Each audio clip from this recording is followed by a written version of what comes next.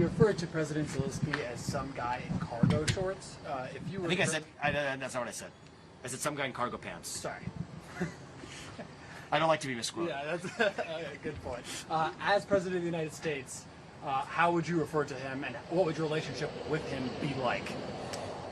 Look, my relationship with him is going to be one of candor. Radical candor. Okay? Ukraine is not a democracy. We're not going to pretend like it is one. It's not some model paragon of one, certainly.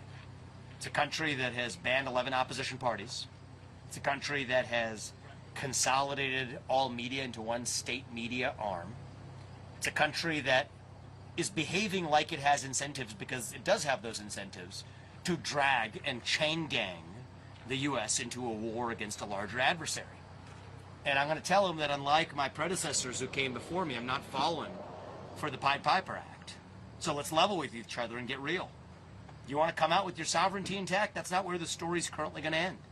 Right now, you're slow bleeding all of us, including your own people, who are innocently dying, into a war that's not going to end well. It's going to be some post-Zelensky warlord that's taken over a torn-up country that Russia's seized most of slowly after thousands and thousands of people more die. Let's put that to an end and come to a sensible deal that ends this war, that leaves Ukraine coming out with its sovereignty intact. But you're not going to join NATO. You're not going to bully yourself into NATO. You're not going to chain gang us into some war because it's in your incentive to do so.